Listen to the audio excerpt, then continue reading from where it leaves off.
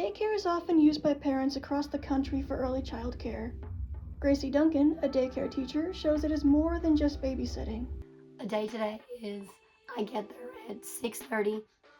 I walk in the door. There's usually 1 to 2 kids there, either the parents who work night shift and have to sleep, or the parents who are like nurses and have to get there very early.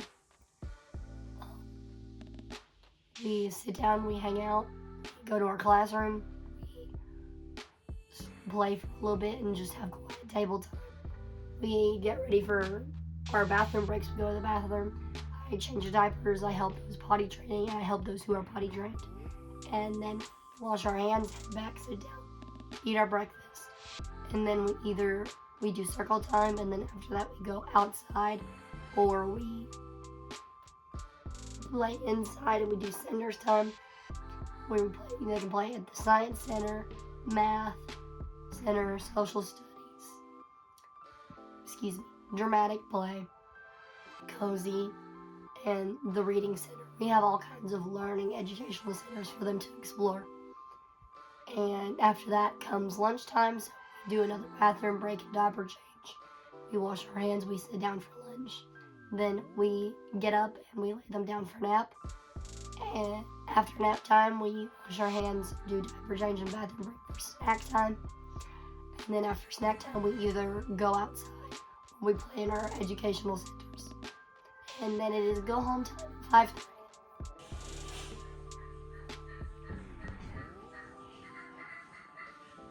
This career because I always wanted to work with kids, but I knew college was not a financial option for me, and I really don't like school anyway. So I decided to look into other ways to reach my goal of teaching, educating, and taking care of kids, and daycare was a good option. We don't have to have the degree, and there are a lot more local usually, but our hours are a lot longer, and we're open all year long is the only downside. Teaching children their first is a major part of working at a daycare, which doesn't come without its challenges. Struggles is we're really kind of sick a lot with no sick days, as you can tell by the sound of my voice. Sorry for those listening. But another struggle is we are not as respected as normal teachers who teach in pre-K through 12 schools. But most parents usually don't see a problem with it and love us just as is. It's very rare we have problems like that. Some downsides would be not as much time off as K through 12, which I don't mind too bad. That means we get paid during the summer at least.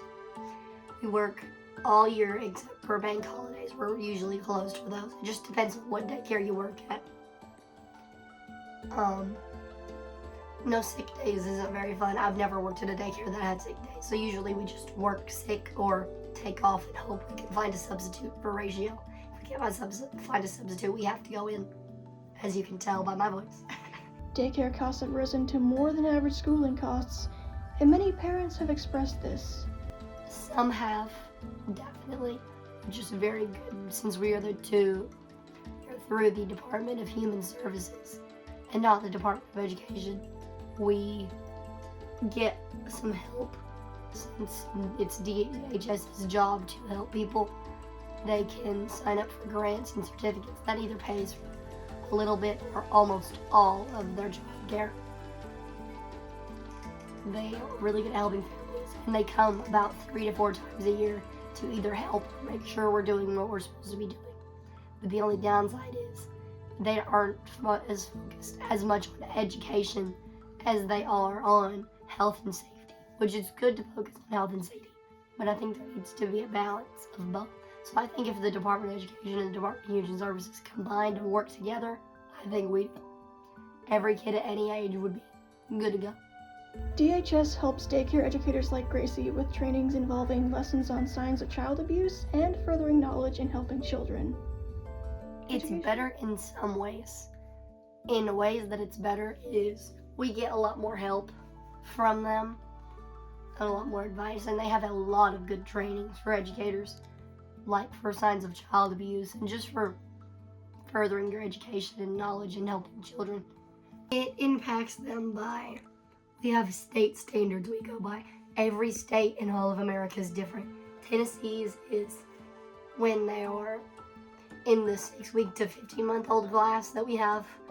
It's more focused on learning to walk, talk, stand, balance, fine motor skills, large motor skills. That's really what they want that age group to focus on, instead of learning their ABCs, all that stuff. Then you get to toddlers, which is about 1.5 to 2 years old, sometimes 3. And they want them to focus more on large motor skills, small motor skills, and they're starting to introduce letters and numbers. They want you to really read to them a lot at that age. That way they can grasp the information. And a lot of picture books, they learn through the picture books, really. We don't sit down and make them sit at a desk and teach them. That's not what daycare is about. It's very go with the flow. Every kid can learn at their own pace. So if one kid already knows all of his ABCs, he might know all his colors, but one of his friends might know all of his colors. It just depends what the kid wants to grasp and learn and work on. The positives far outweigh the negatives, Gracie says, as her goal working in childcare is to change lives. Positives is watching each kid learn and grow, especially when they're babies and when they grow up and get older and really show their personality and who they're going to be when they're old. Some kids are going to be very outspoken and hippy hoppy happy, and some other kids are going to be very just laid back and why are you yelling at me, dude? What's going on? It's very fun to see how they learn and grow and how they fit in with their peers.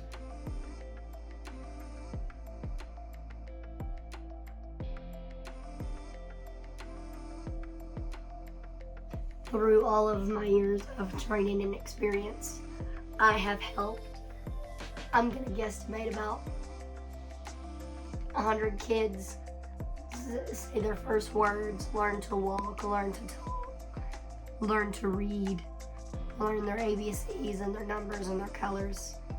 And even not just in educational purposes, they've overcome so much in their personal lives, because daycare takes a lot of foster kids that need a lot of extra help due to being in foster care.